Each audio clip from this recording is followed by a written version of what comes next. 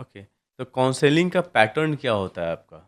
Suppose that कोई भी एक ले लेते हैं, मेंटली मतलब वो क्या बोलते हैं, इमोशनली अब्यूज बंदा है, ओके। तो अगर उसको आप जब ट्रीटमेंट उसका हम्म। स्टार्ट करते हैं तो हम्म। काउंसलिंग का पैटर्न क्या होता है? ठीक है, कितने तो दिन में आई आप आई एक run you through how it works. तो पहला हम्म सेशन होता है, we call it the preliminary case history hmm session, जहाँ पे the client is going to tell me everything about their life, और एक ऊपर ऊपर से उनका एक मुझे केस हिस्ट्री समझ में आ जाएगा। हम्म दूसरा सेशन ये होता है where we understand the self. Hmm आपकी पर्सनैलिटी आपने तो मुझे बता दी ऊपर ऊपर से, अब मैं आपको कुछ ऐसे टूल्स दूंगी, ऐसे क्वेश्चंस दूंगी जिसके जवाब में आपको समझ में आएगा, अच्छा मेरा पर्सनालिटी स्टाइल ये है। मैं समझता था कि मैं बहुत एक्सट्रोवर्ट हूँ, पर एक्चुअली मैं एक इंट्रोवर्ट हूँ, क्योंकि ओके तो वो पर्सनालिटी आपकी स्टाइल आप समझेंगे। तीसरा स्टेप है कि हम गोल फॉर्मुलेट करते हैं, जैसे मैंने कहा व्हाट इज़ योर गोल। आपका काउंसलिंग से आपका टेक अवे क्या है, आप क्यों आए हो यहाँ पे। हम्म किसी ने बोला जा भाई तू डिप्रेस्ड है, तुझे थेरेपी में जाना चाहिए, तो आप हम्म आए हो कि आप खुद के लिए आए हो कि मुझे एक गोल पे पहुँचना है। उसके बाद we have a lot of steps to help you come across, and self help जो टेक्निक्स होती है, आप ओके। कैसे बाउंड्रीज बनाएंगे लोगों के साथ, आप कैसे सेल्फ टॉक करेंगे, क्या एफर्मेशन होगा, क्या जर्नलिंग होगी, ये सारी चीज़ें फिर उसके बाद आती है। अफर्मेशन में आप क्या सजेस्ट करती हैं?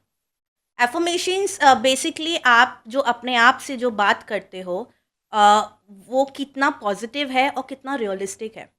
ये लोग बहुत कंफ्यूज हो जाते हैं कि बहुत पॉजिटिव बातें मत करो, दिस इज नॉट रियलिस्टिक। इतना पॉजिटिव क्या है, ऐसा नहीं होता। But our job is to give you an affirmation of a you to formulate your own affirmation, जो रियलिस्टिक भी है और जो पॉजिटिव भी है। ग्रेट। जब क्लाइंट का ब्रेक थ्रू होता है तो आप कैसा फील करती हैं? ब्रेक थ्रू होता है मतलब व्हेन दे फाइनली आर हाँ आउट हाँ ऑफ हाँ। It, it's me feeling like कि मेरा पर्पस हैज बीन अचीव्ड।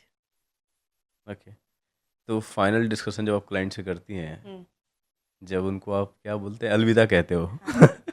तो आपका लाइन क्या होता है? रिमेंबर द फर्स्ट डे हाँ हाँ। you spoke to me, hmm. look at you now, okay. look at you now.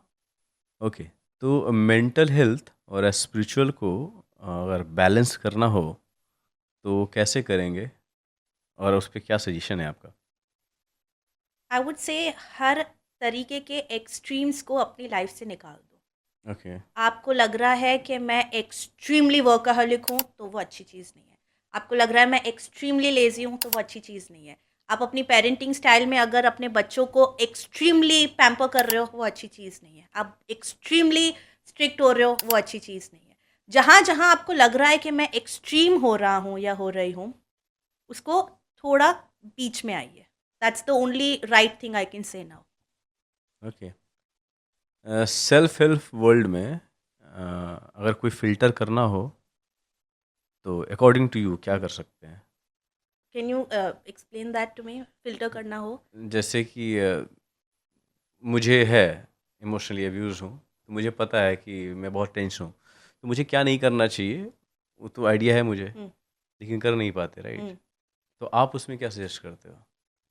अगर इमोशनली अब्यूजिव पार्टनर है हुँ, जिसके साथ आप रह रहे हो, और हुँ, आपको पता है कि ना आपकी रिस्पेक्ट हो रही है, ना आपको समझा जा रहा है, ना ठीक आपकी है। अप्रिसिएशन हो रही है, तो द ओनली थिंग वी से इज मेंटेन लिमिटेड कॉन्टैक्ट।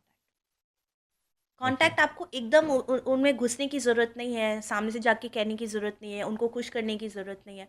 आप थोड़ा लिमिट करो contact, this will allow you to give some space to yourself, to self reflect, and also for them to stay away from you. तो तुम्हारे पास चीज़ें हैं दूसरी करने के लिए जो तुम्हें जेन्युइन जॉय देती